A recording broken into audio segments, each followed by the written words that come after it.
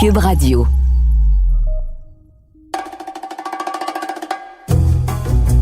Richard, on reçoit ce soir pour notre apéro un pétard, une fille qui a été sur les podiums, qui a défilé pour les plus grands couturiers, qui était top mannequin parmi les top mannequins.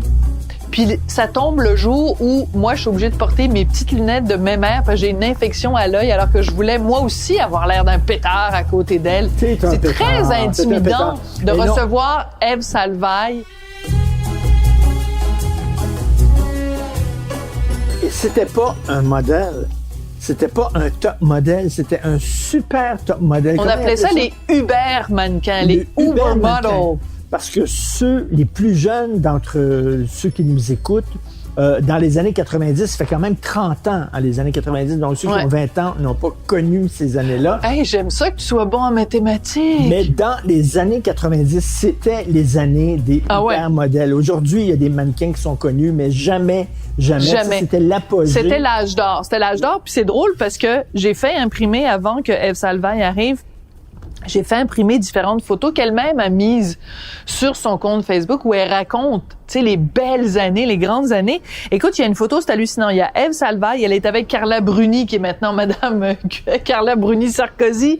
Écoute, il y a Kate Moss, il y a Christy Turlington, il y a Naomi Campbell. C'est tout. C'était l'époque de Linda Evangelista. C'était l'époque du fameux vidéo Freedom 90 de George Michael, qui était le top là, de toute cette culture-là des mannequins internet. Puis elle vient de Matane. Elle a fait toutes les catwalks les plus prestigieux au monde, avec les couturiers les plus prestigieux au monde. Elle les a toutes faites. Elle a connu Versace, elle a connu Gaultier, évidemment. C'est lui qui l'a fait connaître et tout. Karl Lagerfeld. Oui, elle les a toutes connues. Regarde, nomme-les, elle l'a connu. Là. Veux-tu qu'on fasse la liste au complet? Mais ce qui est intéressant... Parce qu'elle a connu Tom Ford, qui est mon idole. Écoute, ça tombe bien, elle s'en vient, tu lui demanderas. Mais ce que je trouve fascinant dans le personnage d'Ève Salvaille, c'est que c'est une fille qui est extrêmement transparente. T'sais, elle a fait un documentaire sur l'alcoolisme.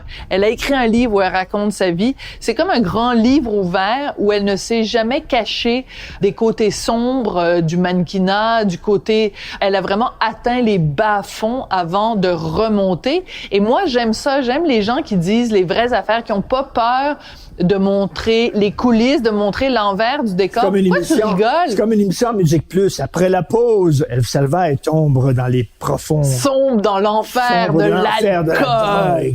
Non, mais et c'est ça aussi. Et moi, j'adore ces histoires-là de gens qui, tel un phénix, renaissent de leurs cendres.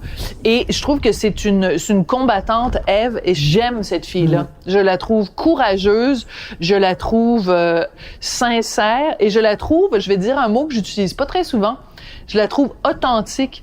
Tu sais, j'ai pas l'impression que c'est une fille qui fait de la bullshit, qui dit quelque chose pour bien paraître. Et elle vient d'un milieu extrêmement superficiel. Et elle a une bonne tête, et je le dis autant de l'intérieur que de l'extérieur. C'est une des rares personnes où rasée, elle a le crâne parfait. Ouais. C'est ça? Elle est rasée, mais elle a un crâne. Tu sais, habituellement, c'est pas les crânes, il y en a qui sont en forme 2. Il y en a qui ont des bosses, non? Elle a une tête parfaite. Oui. Voilà, c'est tout. Ça a été dit. Non, imagine la première fois qu'elle s'est rasée la tête, si elle avait en effet une tête de, je sais pas moi, de schtroumpf ou de... Moi, je suis sûr, j'ai une tête d'œuf. Oui, toi, je suis certain que t'as une tête d'œuf. Je dois être épouvantable, pas de cheveux, moi. On fait un apéro piquant, hein? Et Ève ne boit pas, donc par solidarité avec Ève, on va prendre du faux gin, et un faux gin québécois absolument extraordinaire. Et honnêtement, je bois ça, là, et je m'ennuie pas du tout d'un gin tonic ou de quelques degrés d'alcool. Non, pas toi? C'est le Hochelag. Ça? Mais ne fais pas de la fausse publicité, c'est même pas ça. C'est même pas ça, c'est pas le Hochelag. Bon, là, on l'a bu, le Hochelag. On a bu le Hochelag, mais là, c'est pas le Hochelag. Ça, c'est quoi? Je sais pas, c'est une affaire avec des fleurs dessus, là. Bon, c'est ça.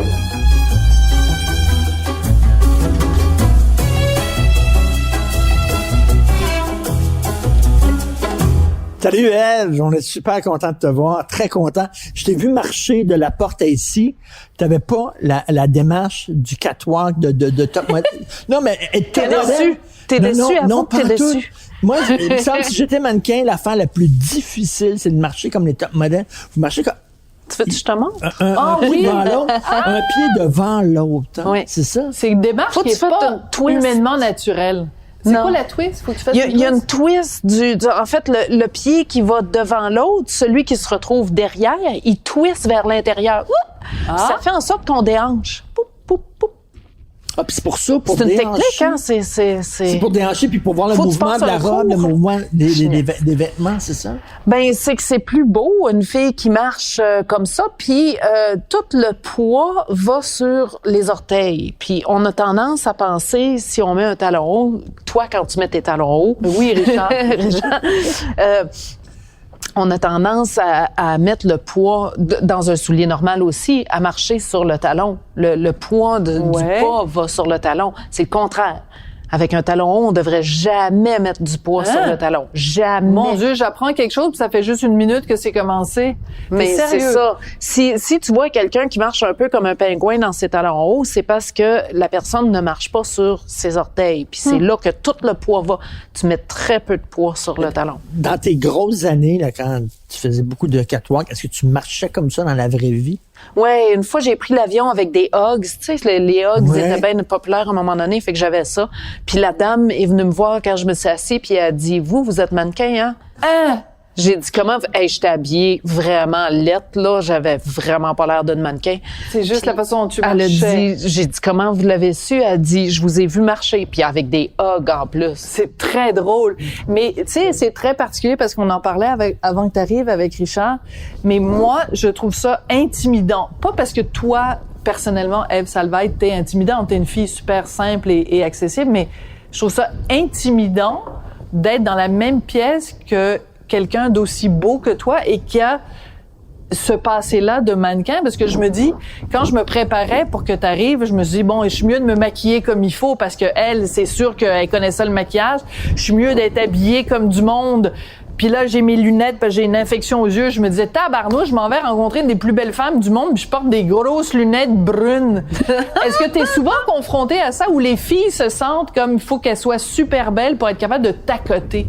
Je sais pas, je suis pas dans leurs souliers, puis il y a personne qui me dit ça à date.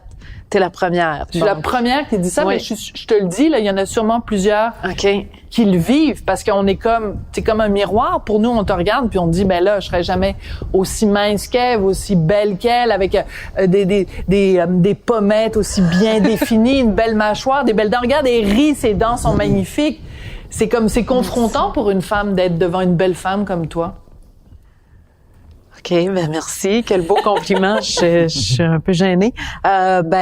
Écoute, je veux dire, c'est sûr qu'il y a personne qui... Ben, il y en a peut-être, là, mais en tout cas, moi, je suis pas comme ça. Je me trouve laide à mort. Je me trouve grosse. Je trouve que mes pommettes sont laides. Il y a des petites carrés rouges ici, puis il y a telle affaire qui est pas correcte, puis les cheveux sont pas corrects. Puis j'aimerais ça avoir les cheveux frisés, puis sont raides comme des cordes de guitare. C'est ça. Fait qu'il y a pas... beaucoup, je pense, de femmes qui se lèvent le matin et qui disent « Chris, que je suis belle, check, moi, allez, bye-bye. » Alors que les gars, oui. Les gars, ils pensent ça, mais comment est-ce qu'ils font? Je sais pas. C'est des grandes injustices de la vie. Y a-tu des pilules pour ça? C'est parce que vous faites pipi debout. Ouais, je pense que c'est de là que ça vient. Le gars le plus moche se regarde dans le miroir et dit « Yes! Really? Je suis beau. » Et la fille la plus belle se regarde dans le miroir et se trouve laide. C'est ça. C'est ça la vie. C'est la vie.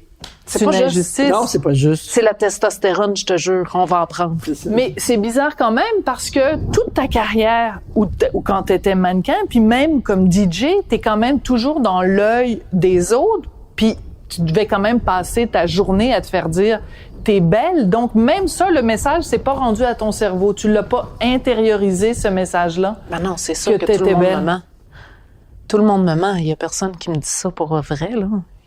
Tu penses c'est comme comment ça va les gens te mentent. Ouais. Ben oui, tu rencontres quelqu'un au supermarché, comment ça va aujourd'hui? Ben ça va bien. Tu vas pas leur dire ben ça va super mal en fait, j'aimerais ça en parler, tu viens-tu passer? Non. OK. Ça va bien. T'es belle. Ils vont pas me dire que je suis laide. Tu vas-tu aller à quelqu'un, hey, finalement t'es grosse puis t'es laide?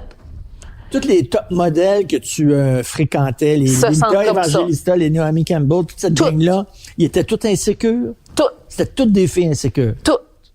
Pour deux raisons. Okay, je t'explique. quand on est jeune, quand on est à l'école, les filles populaires, c'est celles qui ont les premiers avec des seins. Ouais. Nous autres, on n'a pas de seins, on est flat comme un board de... C'est vrai. C'est les filles qui sont les moins maladroites. Nous autres, on est maladroites parce qu'on grandit d'un coup sec, on est grandes, maigres, puis on est toutes vraiment maladroites. Là. Moi, je me cassais la gueule dans mes propres jambes. Là. Fait que... comme il dit, je m'enfergeais dans les fleurs du tapis.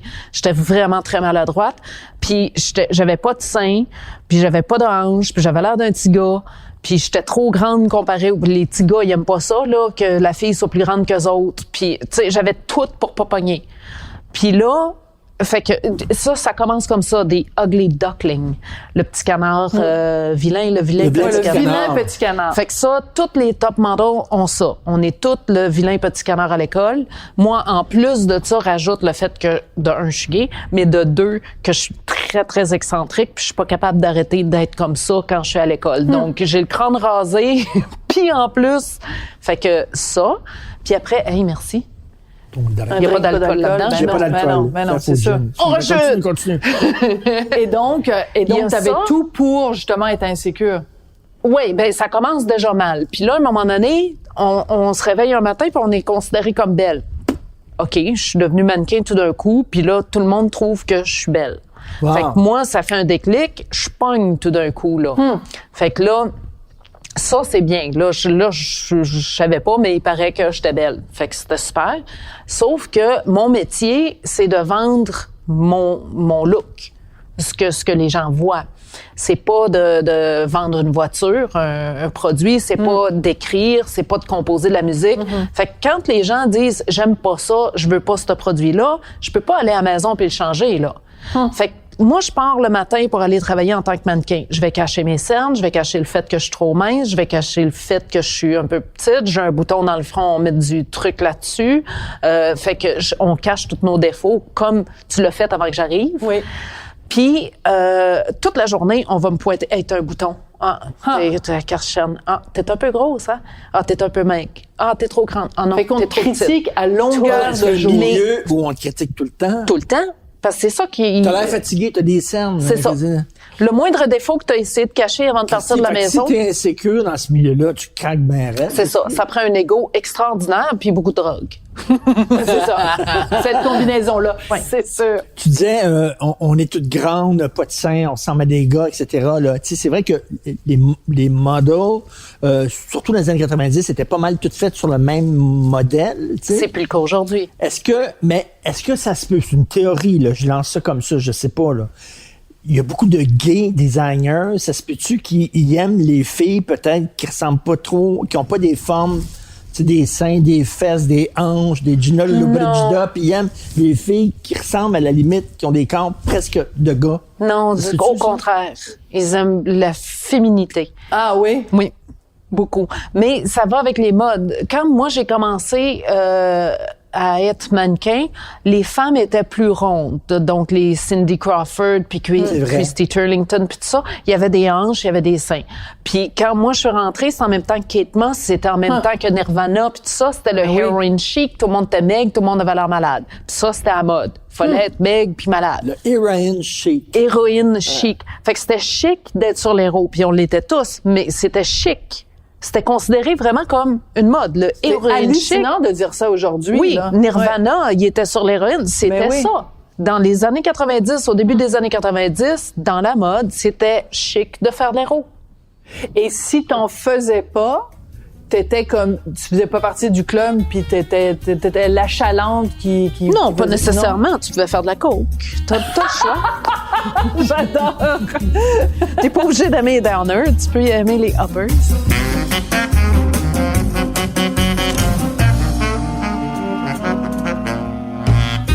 Mais tu sais, il y a des gens qui peuvent...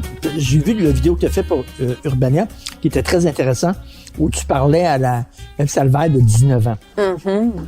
Et tu dis que tu souffrais beaucoup, tu étais toute seule, puis tu souffrais beaucoup dans ce milieu-là, et tout ça. Il y a des gens, et c'est pas mon cas, mais il y a des gens qui peuvent te regarder en disant « Oh, poor little rich girl, elle gagnait sa vie très bien, elle allait partout à travers le monde, tout le monde la trouvait belle, tout le monde la photographiait, oh, bouh, ou. » White people problems. Oui, c'est ça, exactement. Est-ce que T'as eu un peu cette réaction? Même moi, je ressens ça. C'est comme, je me regarde, puis arrête de te, tu sais, ferme-toi la gueule, sois belle et tais-toi. Mais c'était pas... Je pense que des trucs comme pour Urbania, c'est tout nouveau que les gens commencent à parler de l'envers de la médaille, de ce qu'on voit à la télé, de toutes ces célébrités-là. On en voit beaucoup qui ont commis des suicides, on en voit beaucoup qui ont des problèmes de consommation, qui sont morts d'overdose. Il y en a à tous les jours, on peut en voir. Puis il y en a d'autres qui sont en rétablissement. Puis peut-être que à travers ça, moi, je me suis protégée en faisant des drogues puis en buvant. Puis une fois que j'ai enlevé ça, ben là, je suis prête à dire, écoute, ça m'a fait mal, moi, telle affaire. Mais on a tous mal au travail. On a tous... Ma job n'est pas plus facile que la tienne. Elle n'est pas plus difficile que la tienne. J'ai vécu des choses tout autant difficiles que toi, puis que la personne qui écoute présentement. Je peux pas dire que je fais plus pitié ou moins pitié que l'autre. Puis, en même temps, on peut pas vraiment comparer le mal de quelqu'un avec le mal de quelque chose d'autre. Mais c'est effectivement quelque chose que même moi, je juge que... Si on regarde Ève Solveig dans les magazines, elle est née qu'elle est belle, elle est née qu'elle est mince, elle n'a même pas besoin de faire des diètes, la tabarnouche. Puis elle a tous les jobs, elle est acclamée mondialement, puis tout ça. Qu'est-ce qu'elle a à se plaindre? Oui. Je veux dire, puis en même temps, c'était mon choix de rester là. Oui, puis en même temps, ce dont tu parlais, c'était la solitude. Et quand on est jeune, quand on a 18 ans, 19 ans, puis qu'on se retrouve à Tokyo, qu'on se retrouve après à Paris, qu'on se retrouve à Londres, qu'on se retrouve à New York, puis qu'on n'a pas notre famille, nos amis, ben t'as beau faire le plus beau métier du monde puis être payé des dizaines de milliers de dollars, ben t'es tout seul pareil. Puis ça, c'est difficile à vivre. C'est difficile à vivre, mais c'est un choix que j'ai fait de rester dans ce métier-là. J'étais pas battue, j'ai pas été violée, merci mon Dieu. Tu sais, j'ai pas subi de l'abus comme d'autres artistes ont pu subir. Mais c'était mon choix de rester dans ce métier-là ou de partir. Puis à un moment donné, je suis partie parce que c'était trop pour moi, mais c'est ça, je fais pas plus pitié qu'un autre. Tu sais, quand tu dis « j'ai pas été violée », tu sais, on est passé, on dirait, d'un extrême à l'autre, le regard qu'on a sur ce milieu-là. Avant, tout était beau, tout était fantastique. Là, on a l'impression que dans ce milieu-là, tout le monde se fait violer aux 15 secondes. Tu sais, là, ouais, mais c'est parce qu'il y a eu une histoire. C'est tous des pervers, puis c'est tous des écœurants, puis tout ça. Puis, mais il y a eu une histoire récemment, justement, un grand nom, je me souviens plus de son nom, mais quelqu'un qui était... Peter Nygard. Oui, non, mais ça, c'est Peter Nygard, c'était ici au Canada, mais en France aussi, un gars qui était dans une agence de mode, qui a plein de mannequins qui disent que... Ben, je le connais personnellement. Je le connaissais personnellement. Ah oui? Oui. Sauf que moi, j'avais l'avantage d'avoir un crâne rasé avec un tatou sur la tête, puis j'ai du front tout le tour de la tête aussi, là. Boy! Fait que j'intimidais... Il s'est essayé sur toi? Non. Il y a personne qui s'est essayé. Je connaissais Harvey Weinstein très bien. Puis il m'a raconté des histoires d'horreur, Harvey. Mais, moi, il venait vers moi, puis je dis, lesbienne. Puis j'ai un look qui est très fort, que j'ai fait justement parce que j'étais intimidée, j'ai subi de l'intimidation à l'école, puis je me suis dit, Christy, si je me rase les cheveux puis je me fous un tatou sur la tête, viens donc m'écœurer, toi. Des années 90, ça faisait peur. Excellent! Donc, c'est pas un hasard non plus que t'aies choisi le dragon. Tu t'es pas fait tatouer un minou puis un petit chaton, là. Non, mais c'est vrai, là, l'image du dragon, c'est quand même, c'est un symbole qui est super fort. C'est watch out, parce que sinon... qui va avec ça, comment je m'habille, tout ça, c'est mon bouclier. C'est comme ça que je me protège parce que moi, je suis sensible, puis moi, je suis intimidée beaucoup, puis je suis super gênée, puis je suis une petite fille de ma tante, mais en dedans, là, je suis un petit enfant qui a peur de tout. Fait que pour me protéger de ça, ben je me mets un look extrêmement fort, puis ça marche. Les gens sont extrêmement intimidés par ça. Fait que Harvey Weinstein ou ce gars-là, Jean-Luc, je pense son nom, mais tous les gens de la mode, ils s'essayaient pas parce qu'ils avaient peur de moi. Fait que Weinstein, tu le voyais. Weinstein, j'ai fait le party avec plein de fois. Mais vraiment plein de fois. J'étais un DJ, puis même avant, pendant des années, des années, il me racontait beaucoup d'histoires d'horreur. Puis mais quand tu dis qu'il racontait des histoires d'horreur, il me racontait ce qu'il faisait. Ben voyons, il racontait ce qu'il faisait. Ah oui, il s'en vante. Parce que moi, je suis one of the boys. Fait que là, lui, qu'est-ce que tu veux faire? Il était tellement powerful. Ouais. Avant MeToo, là, ces gens-là, il y avait tellement de pouvoir, il y avait personne qui pouvait s'affronter à ça. C'était David et Goliath. Tu savais que tu allais perdre. Puis lui, il peut te détruire la vie, mais carrément. S'ils décident que toi, t'es fucking fini dans tous les milieux que tu peux imaginer. On l'a vu, là, les livres qui ont été écrits, ça, ils racontent, écoute, ils pourchassaient les journalistes. Les gens disaient rien, puis ils écopaient, puis ils glissaient ça en dessous du tapis, puis c'était leur choix de faire le métier avec ces lois-là, puis la même chose avec Playboy. C'est quoi le vieux monsieur, lui, je l'ai jamais rencontré. Hugh. Christy, combien de femmes il a violé, cet homme-là? Mais à quelque part, ces jeunes filles-là commençaient, puis ils se disaient, waouh, j'ai une opportunité d'être dans Playboy, puis d'être reconnue, puis d'avoir l'argent, puis Puis là, tout d'un coup, petite bémol, il va falloir que tu te fasses violer par ce vieux bonhomme-là. Mais après ça, tu vas tout avoir. Mais là, toi, Stri, t'es traumatisé à vie, là. J'imagine. Ces femmes-là ils peuvent avoir toutes les femmes qui veulent. Pourquoi ils violent? Ils violent dans le sens que, pour eux, de leur vision, ce que je comprends, c'est que c'est très normal. Moi, je te donne, selon Harvey, il te donne le fame, il te donne la gloire, tout ça, en te prenant pour son film. Parce que lui, il te prenait pour son film d'attitude. T'étais reconnu mondialement. Puis en échange, donne-moi. En échange, ça lui était dû. Il prenait ça comme ça.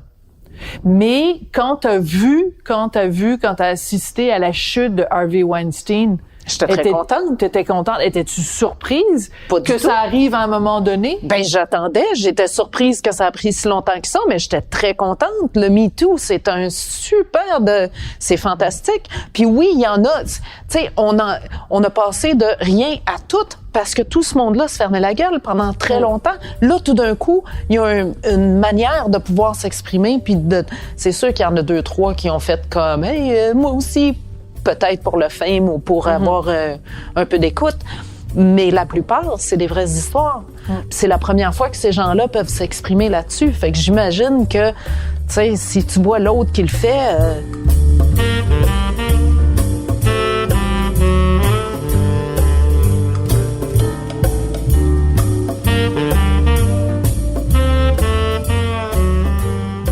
Ça tue, excuse-moi de te demander ça.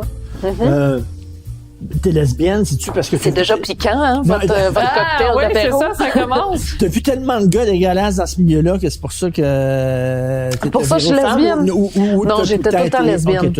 J'ai tout le temps aimé. À quel âge tu l'as su? Je sais pas, mais quand j'étais jeune, je me rappelle d'avoir demandé à maman, de lui avoir dit que je voulais être un petit garçon. Tu sais, je me rappelle très, très jeune là, que je pensais que si je priais fort ou si je voulais très fort, que j'allais me réveiller en petit garçon. C'est mignon.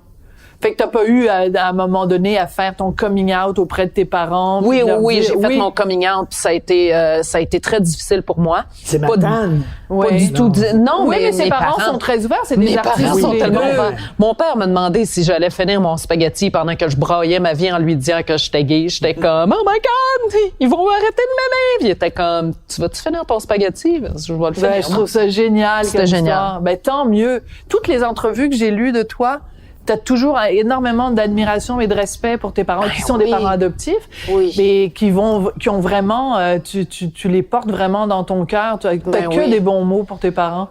Ben ils ont shapé un peu qui je suis aussi. Tu sais, c'est vraiment des bons parents. Mais tu restes quand même, tu en parles ouvertement. C'est pour ça que je t'en parle. T'en parles ouvertement dans ton documentaire Dompter le dragon, que le fait justement d'avoir été adopté, c'est donc t'as été abandonné, entre guillemets, par ta mère biologique. Et ça reste quand même tu viens d'avoir 50 ans, ça reste quand même une blessure après toutes ces années-là? Oui. C'est quelque chose je t'en parle parce que c'est dans ton film, hein, sinon je t'en parlerai pas. Oh, j'ai rien à cacher, moi. C'est très... je pense que tous les enfants qui ont été adoptés vivent ça, cette espèce de on se sent comme si on fitait pas. On fait pas partie de rien. On est toujours à l'écart. Puis on a un certain sentiment d'abandon. Tu sais, je dis souvent ça parce que ça revient parce que j'écoute des shows de criminels puis de trucs comme ça. Puis dans toutes ces émissions-là, tu vois la mère qui dit « Ah non, mon fils, mais le gars, c'est un meurtrier en série, là. »« Oh, mon fils, moi, il a rien fait. C'est tellement un bon garçon. Vous avez le mauvais gars. » Puis je me dis, si une mère peut défendre un meurtrier en série en disant qu'il a rien fait puis c'est un bon garçon, moi, la mienne, elle me laissait quand j'étais bébé. Qu'est-ce que j'y avais fait? Fait qu'il y a cette logique-là, tu sais, qui est comme, Christy, mais qu'est-ce que j'avais fait? Ça veut dire que c'est pas quelque chose que j'ai fait. J'étais un bébé. Donc, c'est pas parce que j'ai braillé trop, tu sais, j'ai vraiment été abandonnée dès le début. Donc, il y avait quelque chose de pas correct avec moi. Je suis née avec quelque chose c'est louche. C'est louche. Mais c'est intéressant parce que toi, tu ne vois que les parents qui sont des parents formidables et qui défendent leurs parents à la vie, à la mort. Tu ne vois pas les parents qui s'intéressent pas à leurs enfants ou sont des parents poches ou sont des parents qui se foutent complètement de leurs enfants. Je connais pas ça, puis j'ai découvert ça plus tard dans la vie quand je parlais à mes amis qui étaient vraiment à l'âge adulte. Je parlais, puis là, j'étais comme, aïe, toi, tes parents, ils font pas ça. Tes parents, ils s'en foutent de toi. Quoi? Tu parles plus à ta mère? What? Écoute, ma mère adoptive, autant que ma mère biologique, je les aime d'amour, sont fins, sont gentils, ils m'aiment, je le vois qu'il y a de l'amour. Mais donc, ta mère biologique, tu la connais? Oui. Elle est extraordinaire, ma mère biologique. Elle est vraiment extraordinaire. J'imagine que tu posais la question, pourquoi tu me... Ben oui, c'est la première question que j'ai posée, voyons donc. Mais je l'ai su comme avant. Comme Jésus sur la croix, hein, mon père, pourquoi m'as-tu abandonné? Non, c'était pas si dramatique que ça. En fait, je l'ai su avec les cas des années 70, comme les gens étaient très actifs dans les boom kitchik boom boom. Il y a eu beaucoup de cas d'adoption dans les années 70 et ça a été des dossiers qui ont été... il y a des enfants adoptés qui sont revenus contre leurs parents puis qui ont essayé d'avoir de l'argent ou d'avoir tu sais, de faire des affaires négatives. Et vice-versa aussi, les parents. Fait que ce que le CLSC a fait, c'est qu'ils ont fermé tous les dossiers des années 70, dont le mien. Fait que quand moi, j'ai décidé d'aller voir qu'est-ce qui se passait avec ça, ben il a fallu que je passe à travers le CLSC. Donc là, il y avait toutes sortes de protocoles qui sont plus... C'est plus comme ça, là, maintenant, mais il y avait toutes sortes de protocoles, puis ça prenait une bonne année avant de rencontrer ta mère, puis avant d'avoir des informations sur pourquoi, puis tout ça. Mais je l'ai su à travers ça, qu'est-ce qui s'est passé. Puis c'est simplement qu'elle venait d'une famille... son père était violent, il était alcoolique, puis il pouvait pas me garder, simplement. Elle était jeune, elle pouvait pas me garder, elle restait avec ses parents encore. OK, puis il voulait pas que ça mais c'était mal vu, en plus. Mais c'était peut-être aussi pour te protéger, parce que si tu aurais été élevé dans un foyer avec un grand-père alcoolique... Ce move-là, tu t'imagines comment ça a fait mal de laisser, je sais pas si tu peux t'imaginer, mais moi, j'ai pas d'enfant, mais j'imagine que tabarnouche, il faut que tu laisses ton enfant. Tout de suite, quand il est né, il te laisse pas donner, elle me dit ça, il te laisse pas prendre l'enfant dans tes bras parce que ils ont peur que la mère s'attache puis qu'elle change d'avis. Fait qu'une fois que les papiers sont signés pour l'adoption, dès que l'enfant est mort, il pas mort, né. C'est un beau lapsus. Oui, c'est drôle, hein? C'est spécial. Mais il laisse même pas la mère voir l'enfant. Puis elle a été un peu illégalement voir où j'étais, tout ça. Et quand tu as retrouvé ta mère, tu avais quel âge? Je devais avoir 28 ans à peu près. Et est-ce que tu regrettes? T'es contente de l'avoir fait? Oh, tellement. Est-ce que tu aurais aimé la savoir plus tôt, la rencontrer plus tôt? Non, tout est parfait. Tout est parfait. La synchronicité, là, l'univers travaille tout bien ça. Non, mais des fois, je suis super impatiente, puis je dis, faut que ça arrive tout de suite. Puis plus tard, quand c'est finalement arrivé, 1 an plus tard, je me dis, heureusement, c'est arrivé cette année-là, parce que si c'était arrivé 1 an avant, il y avait telle affaire qui est arrivée, puis telle autre affaire, puis j'aurais pas été capable, tu comprends? Tout à fait. On le sait pas à ce moment-là, mais ça m'amène une paix intérieure incroyable de savoir que, écoute, je l'ai vécu souvent, ça. Où est-ce que je voulais que ça arrive aujourd'hui, c'est pas arrivé, puis 2 ans plus tard, j'étais comme, heureusement que c'est pas arrivé le jour où je voulais. Mais ça prend beaucoup de sagesse pour arriver à reconnaître ça. Mais si tu as rencontré ta mère, non, mais je trouve ça très sage comme réflexion. Quand tu dis que tu as rencontré donc ta mère, tu avais 28 ans. À peu près, oui. Donc t'étais déjà t'étais au sommet de ta gloire. Tout le monde savait qui était Ève Salvaille. Oui. Est-ce que ta mère, est-ce qu'elle te regardait aller? Est-ce qu'elle avait fait un scrapbook de toi? Est-ce qu'elle avait suivi ta carrière? Ben, une fois qu'elle l'a su, elle a dit que c'était très intimidant. Puis elle avait parlé à la dame du CLSC, puis elle lui avait expliqué que elle voulait plus me rencontrer parce qu'elle avait dit, qu'est-ce que j'ai à apporter à cette jeune femme-là? Un peu comme toi, comme tu décrivais qu'avant que j'arrive, puis tout ça, t'essaies elle voyait ça comme ça. Puis la femme du CLSC lui a dit, vous avez quelque chose que personne d'autre a. Vous êtes sa mère. C'est une super belle histoire. Est-ce que ta mère t'a dit qu'elle était fière de toi? Oui. J'attendais ça. Je l'ai écrit dans le livre, dans les remerciements, parce que c'est quand même elle qui m'a créé, elle m'a tricoté. Puis c'est ça. Mais ça, le jour où ta mère te dit « je suis fière de toi », parce que ta mère adoptive a dû te le dire souvent, puisque c'est une bonne maman. Mais le jour où ta mère biologique te le dit, ça doit être une belle journée quand même. Vraiment. Vraiment. Il y a rien de plus grand que ça, je pense. Parce que tu peux avoir un public de 30 000 personnes qui t'acclament puis qui dit que t'es belle puis tout ça, mais quand ta mère te le dit, c'est quelque chose. C'est quelque chose en tabarnouche.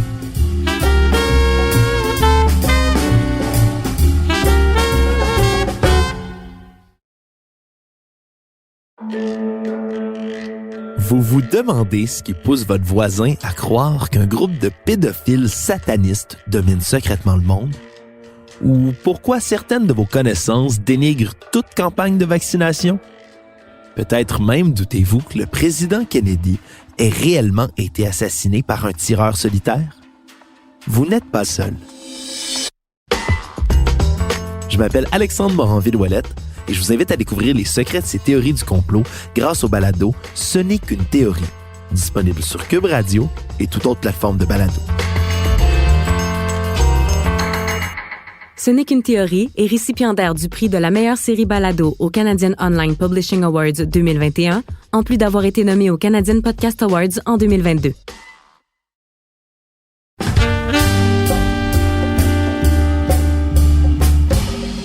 Tu parlais de synchronicité. Jean-Paul Gaultier vient à Montréal, il va dans un restaurant. Chez le café. Restaurant, il y a une photo de toi. Il dit « Wow, c'est qui cette fille-là? Je vais avoir ses coordonnées. » Il t'appelle, il appelle ton agent, tout ça, puis là, du jour au lendemain, paf, ta vie change complètement comme ça parce qu'il est rentré dans ce restaurant-là. Il aurait pu aller dans le restaurant d'à côté. C'est vrai. Tu dis-tu quelque part, coudonc, il aurait pu aller au Buonanotte. Tu sais, dans ce temps-là, Buonanotte, c'était full famous. Ben oui, il y a une serveuse du Buonanotte qui serait avec nous aujourd'hui. Ah, c'est vrai! Parce que c'était des belles filles au Buonanotte. Mais hein? Dis-tu, c'était écrit dans le ciel, c'est le destin, ou comme ça? Quelle chance, hein? C'est un hasard incroyable. C'est un hasard incroyable. Vraiment, là, c'est encore aujourd'hui, je me pince des fois un peu, là. C'est vraiment bizarre que... Tu vois ça dans un film, tu dis, hey, comment, tu sais. Il rentre dans le restaurant, il voit la fille. Wow, je veux travailler avec elle. Puis là, reçoit un appel. Tu dis, comment, Ah ouais. On mettrait ça dans un film, les gens diraient, non, c'est ça, c'est romancé au bout de ce film-là. C'est comme, on a un billet d'avion, tu viens à Paris, je te connais pas, je t'ai jamais vu, je veux que tu sois dans mon défilé, puis... J'aurais pu arriver là, super, tu sais, je sais pas, moi.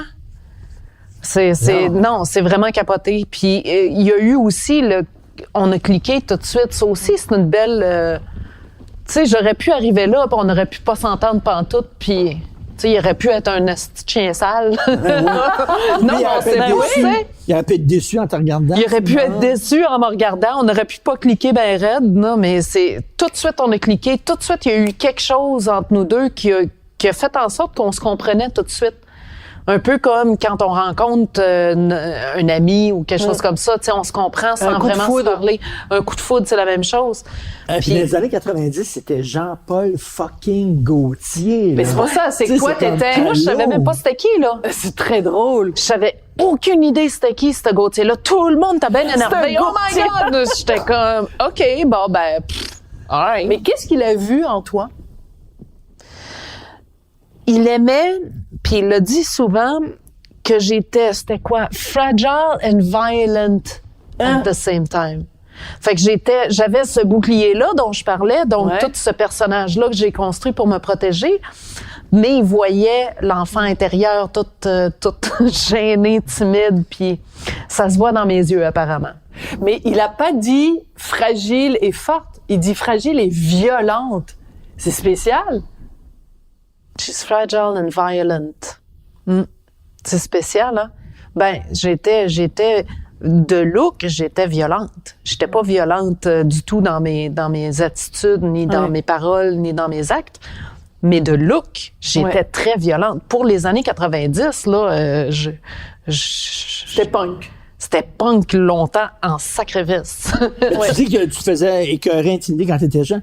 Tu sais, quand est-ce que tu as pris, c'est-tu vraiment une décision que tu as prise à un moment donné ou c'est sur le long terme? Mais c'est une décision, tu te dis, je vais me faire une image, je vais me faire une carapace, je vais tout changer, Christy, puis les gens vont avoir peur de moi, puis ils vont arrêter de m'écœurer. Non, je pense que ça s'est fait sans vraiment... Je pense, j'ai pas planifié ça puis fait un petit dessin là, du truc. Ça s'est fait un peu plus organique, là, mais à quelque part, j'étais de plus en plus punk. Il y a un moment donné, il y a eu l'intimidation à l'école, puis là, je devenais un petit peu plus les cheveux courts, un petit peu plus court, un petit peu plus... Là, le premier mois qui est arrivé, là, le skateboard, le look était de plus en plus... Puis ça arrive de ça, l'intimidation à l'école, pour moi. Là, ça, c'est mon expérience qui a fait en sorte... C'est un côté Nikita.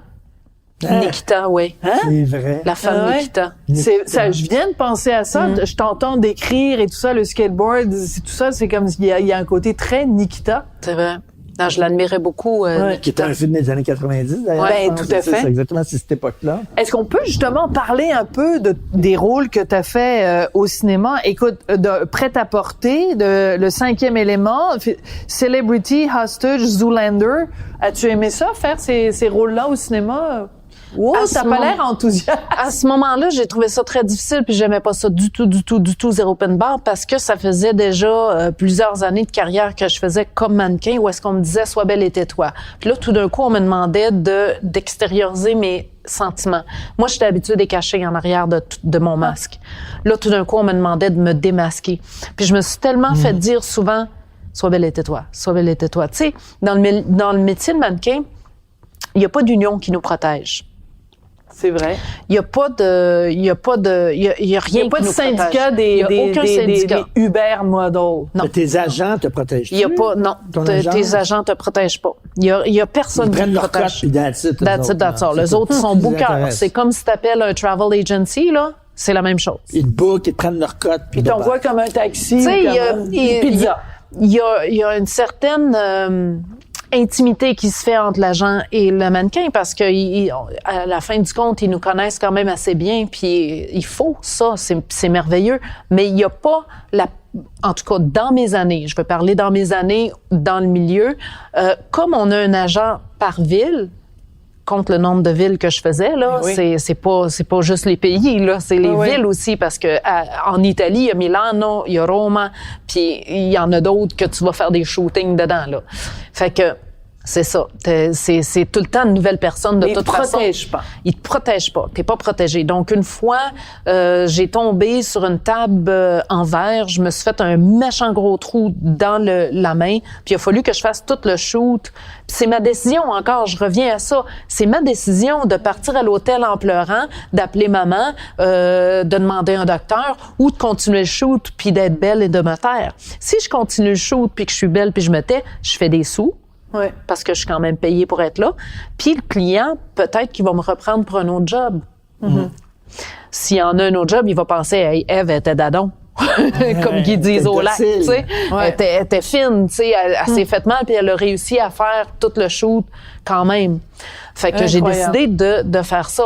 Mais ça m'est arrivé souvent d'être dans une situation où est-ce que il fallait que je sois belle et que je me taise pour garder mon travail. Et là, quand tu arrives au cinéma, justement, c'est ça, ils te demandent de là, c'est le contraire au cinéma. Fait que là, t'es mal à l'aise. C'est ça. Fait que là, j'ai l'impression que je vais me faire chicaner, moi, à quelque part, parce que ça fait tellement d'années que je me fais dire ça tous les jours. Passionnant. C'est comme si c'était une tortue, puis on disait, là, tu sors de ta carapace, puis montre pas tout nu, là. C'est ça. Fait que t'as trouvé ça difficile. Fait que j'ai trouvé ça très difficile de faire ça. Dès que la caméra arrivait sur moi, je capotais bien raide. Je savais pas quoi faire. J'étais vraiment intimidée. Je me suis dit d'un coup que je pleure puis parce que pleurer aussi, ça a des répercussions. Je défais mon maquillage. Ça a l'air niaiseux, mais t'es assis 2 heures sur la chaise de maquillage. Ben, Célébrité, c'est Woody Allen. Ben oui. Prêt-à-porter, c'est Robert Altman. C'est Robert Altman. Ils étaient là quand... Parce que des fois, c'est les assistants... Non, j'ai rencontré Woody Allen et Robert Altman. Robert Altman, pour les premières, il voulait que je voyage avec lui, puis il voulait que je sois assis entre sa femme puis lui. Hein? Trop cute. Ah, mais attends, parce que tu parles ici à monsieur cinéphile, je suis en train de lire une biographie d'Altman. Il est extraordinaire, Robert. Mais son film était long et plate parce que les gens de la mode avaient été, surtout Karl Lagerfeld, en fait, avait été tellement strict avec lui, puis il voulait qu'il coupe toutes les petites jokes qui disaient en fait la vérité. Oui. Le premier scénario, je l'ai encore à la maison avec toutes des jokes qui disent... Tu te rappelles de Uncut? Oui. Que Robert avait fait juste avant? Oui. Bon, ben, Uncut, c'était la même chose que Prêt-à-porter. Prêt-à-porter était fait pareil. Ça disait tous les petits secrets dégueulasses du monde de la mode. Puis les designers et les photographes se sont révoltés, puis ils ont dit non. Ils l'ont censuré. Ils l'ont censuré. Tous les gens qui ont travaillé avec Altman l'ont adoré. Tout le monde. Ben, il est extraordinaire, cet homme-là. C'était un ange. Il était calme, il était fin, il était super de réalisateur en plus, là. Hyper, mais vraiment très respectueux, tout. Oh.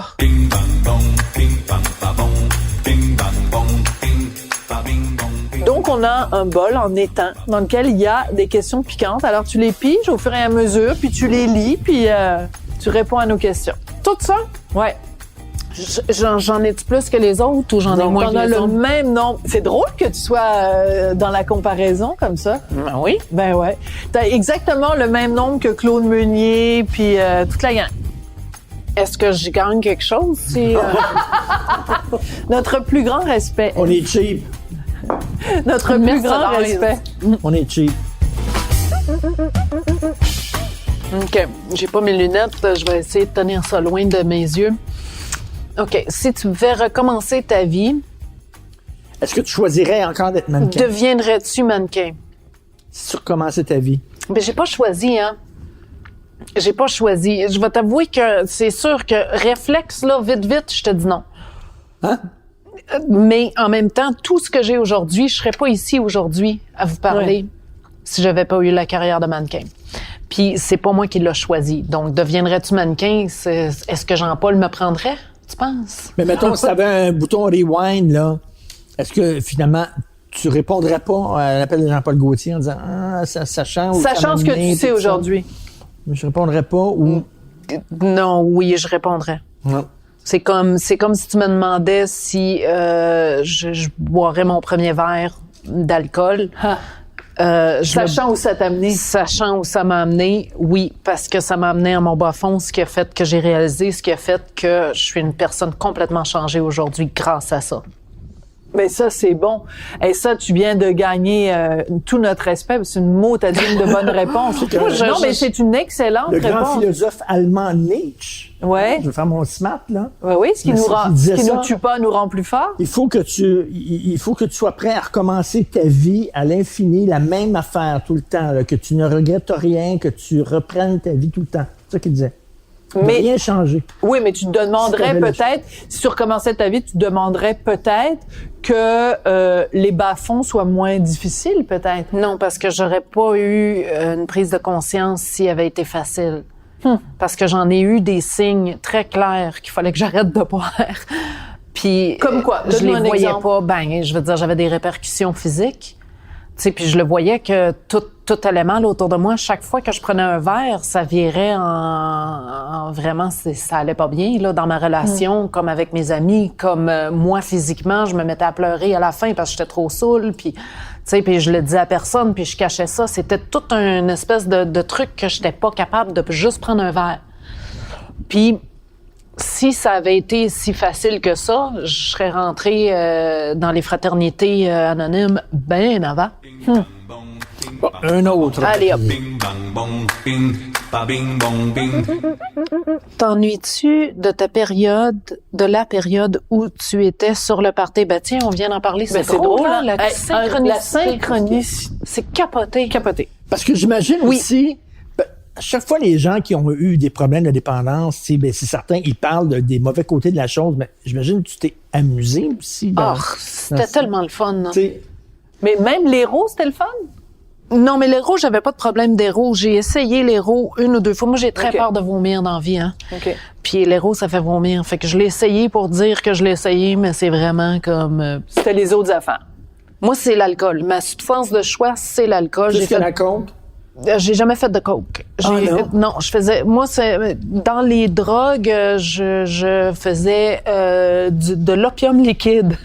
Pardon? Moi, j'ai jamais entendu parler de ça. Ça n'a pas rapport, mais dans ce temps-là, c'était bien famous. Fait que moi, c'est ça que j'aimais. C'est l'opium liquide, c'était ma drogue de choix dans les drogues, puis le cannabis. Puis, mélangeais-tu tout ça? Oh oui, il y avait de l'ecstasy là-dedans. En tout cas, c'était un beau cocktail. Mais c'était pas les drogues. Ma substance de choix, c'est l'alcool. Mais tu t'es amusé aussi dans les gros parties. J'ai tellement eu du fun. Jusqu'au jour où est-ce que j'avais plus de fun pantoute. Mais l'alcool m'a enlevé tout ce qu'elle m'avait donné. Parce que l'alcool a fait en sorte que j'étais moins gênée, que je pouvais, en tout cas, elle a fait de moi une super de personne tripante. Puis après ça, ça a fait Mayday, Mayday! Mais c'est excellent la formule que tu viens d'utiliser. Ça m'a enlevé tout ce que ça m'avait donné. C'est vraiment, là, c'est la première fois que j'entends ça formulé de cette façon-là. Autant ça t'avait donné une personnalité attirante, autant ça t'a donné, si je peux me permettre, une personnalité répulsante, là, je dirais. Oui. Qu'on n'avait pas envie d'être avec toi. Autant avant, peut-être, t'étais la fille de party avec qui on voulait être. C'est ça. Puis moi non plus, j'avais plus envie d'être avec moi, là. C'était plus le fun, là, à la fin.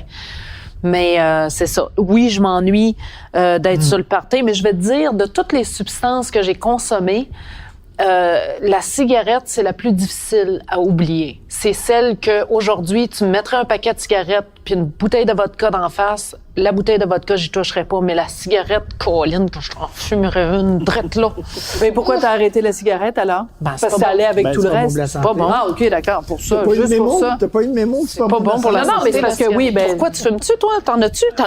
Non, moi, je fume pas de cigarettes. Je pense que fumé. Mais non, mais je pense que j'ai dû fumer 2 cigarettes. J'ai fumé plus souvent des joints que j'ai fumé des cigarettes dans ma vie, là. J'ai jamais. Mais toi, à Martineau, ça a été un fumeur, mais plus maintenant. Ouais. Maintenant, il est parfait. Tellement bon, non?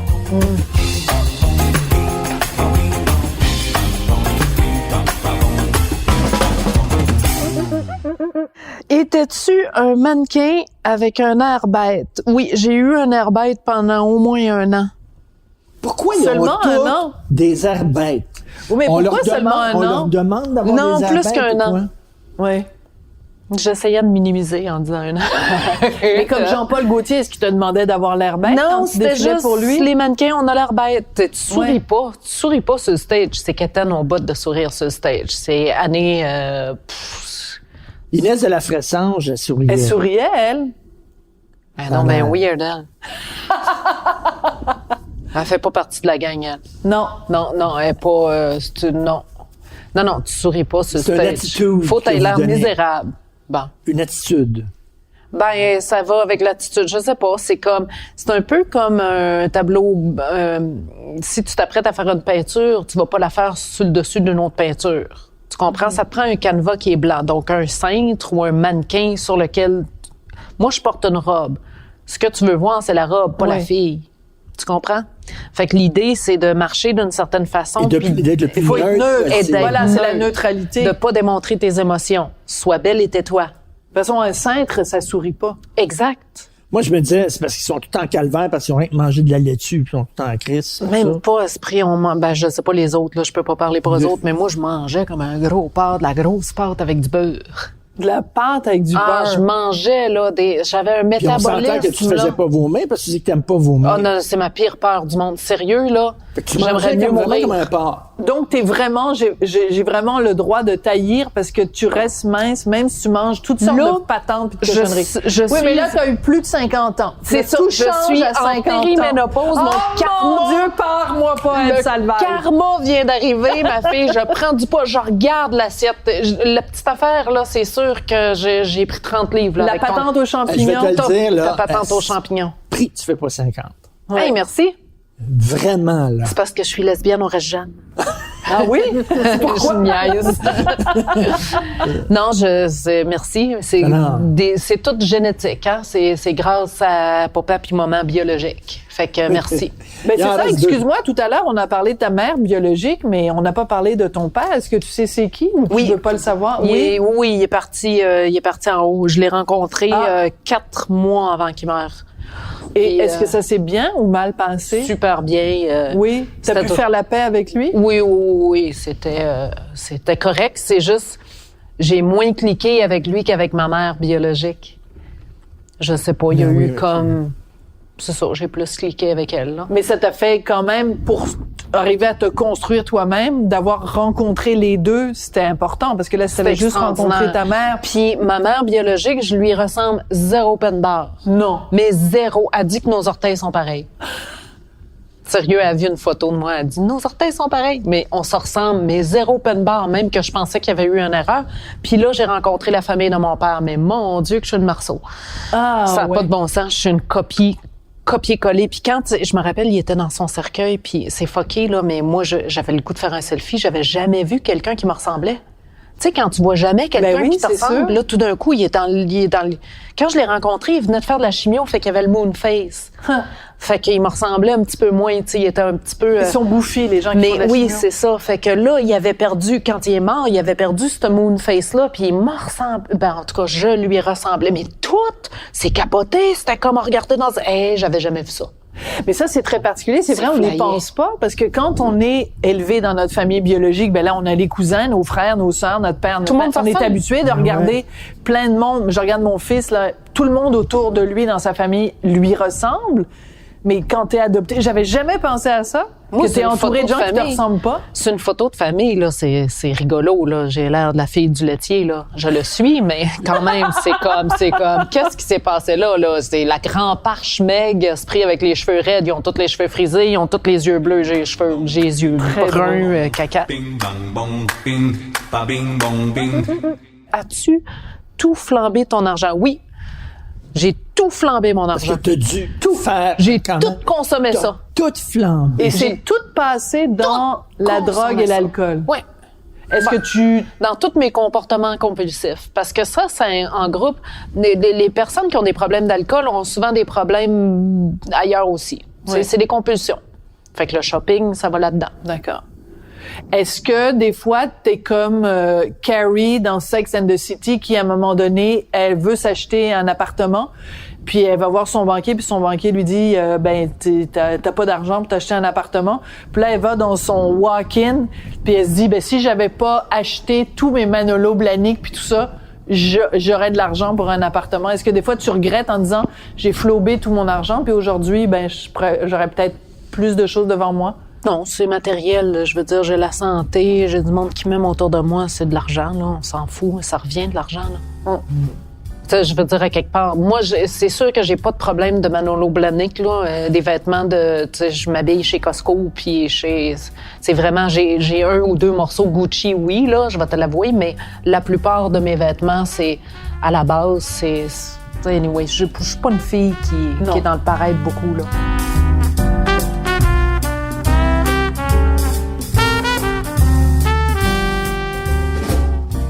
La dernière. OK, la dernière. Je me souviens même pas c'est quoi. C'est toi qui les as écrits. Dans le mannequinat, est-ce que les filles se bitchent entre elles? Pas du tout, c'est le contraire. Parce que, imagine-toi qu'on travaille, mettons dans une journée, moi je vais travailler avec 3 différents photographes, puis 2 différents designers, puis je vais aller voir mon agent, puis tout ça. Les seules personnes qui vont être pas différentes, parce que demain je vais me réveiller dans un autre pays, ça va être les mannequins. Ah oui. Parce que les mannequins, c'est la stabilité. Ils font tous la même job que moi, ils vivent toutes les mêmes affaires que moi.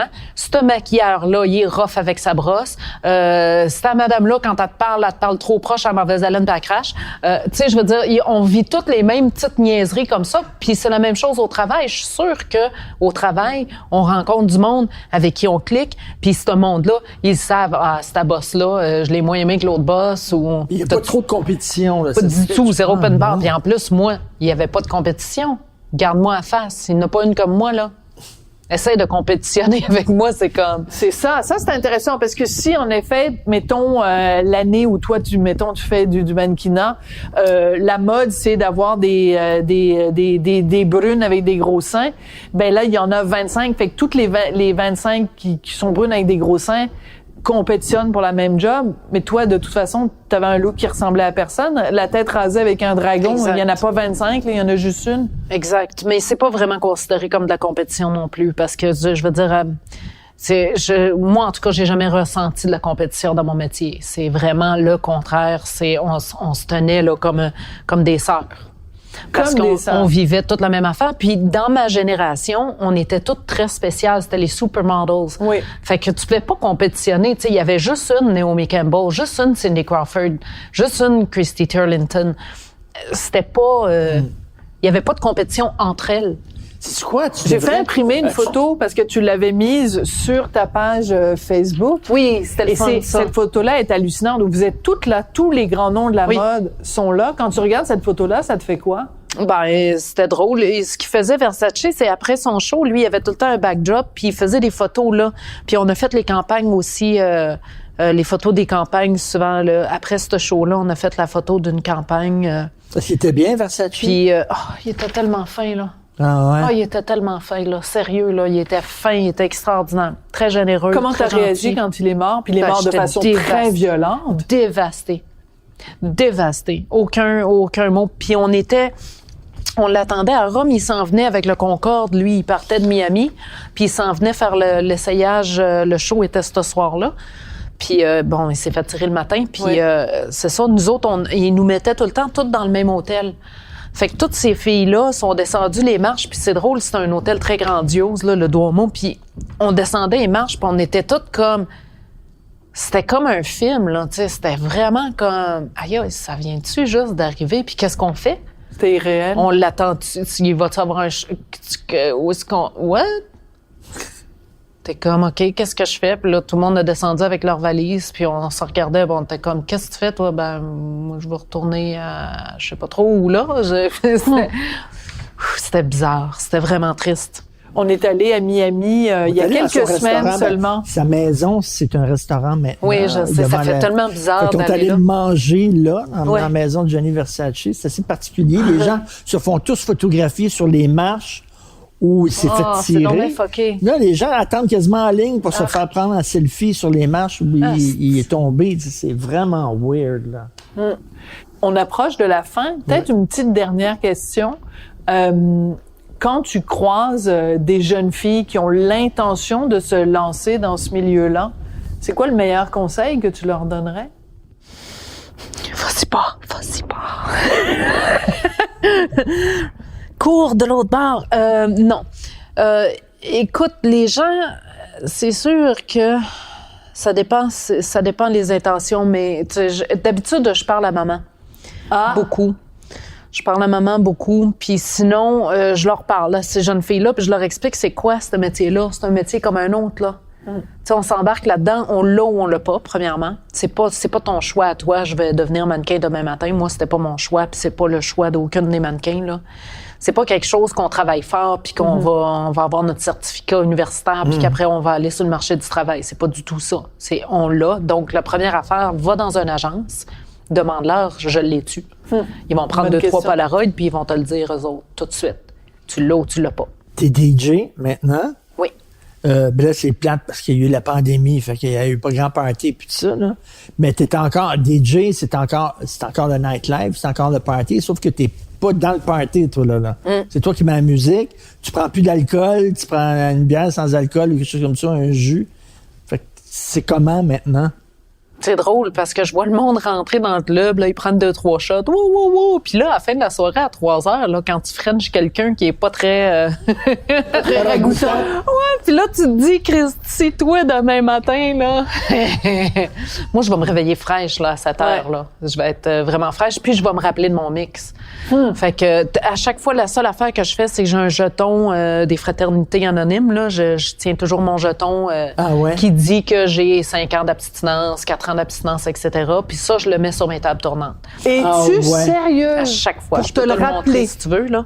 Tu en as toujours un avec toi? Toujours. Fait que quand je suis nerveuse, si tu me vois comme quand j'ai fait Salut Bonjour, comme quand j'ai fait Marie-Claude, j'ai le jeton dans les mains. Si tu me vois jouer avec quelque chose, c'est mon jeton. Ça me donne, ça m'aide à... Grand-papa, il faisait ça. Mon grand-père, qui est ma puissance supérieure aujourd'hui, mon grand-père du côté de mon père adoptif, il y avait un 50 cents avec John Kennedy dans ses poches, puis il le frottait quand il était nerveux, puis... Mais c'est un bon signe. Ça veut dire que depuis que t'es arrivé, t'as pas eu besoin. Ça veut dire que t'es pas nerveuse. Ça veut dire que t'es bien avec nous. Je suis bien avec vous autres. Est-ce que, depuis que le film est sorti, t'as eu des témoignages de gens? Est-ce qu'il y a des gens qui ont décidé de devenir sobres ou des gens qui ont... 1000. 1000? Au moins 1000. C'est incroyable. Ouais. C'est incroyable. Encore aujourd'hui, c'est incroyable combien de gens. Puis c'est incroyable. Sur mon Facebook, sur mon Instagram, des gens qui ont commencé des thérapies, des gens qui voulaient en savoir plus, des gens qui me criaient à l'aide, C'est incroyable. Oui, le bruit qu'on entend, je tiens à le dire, là, c'est Richard, mais il se verse un faux gin. Il fait pipi. Il est pas en train de se verser un gin pendant qu'on parle de ça. Hey, merci. Écoute, moi, j'adore le mot inspirante, c'est vraiment ça. Merci. Puis, écoute, sur ton petit jeton, il y a écrit combien maintenant? Ça fait combien d'années de sobriété? 5 ans. 5 ans. Wow. Extraordinaire. Moi, je viens de faire 23 jours, puis je capotais. T'es aussi belle qu'un top modèle, ma belle. Ah oui, avec mes petites lunettes brunes, puis mon bouton rouge sur le bout du nez.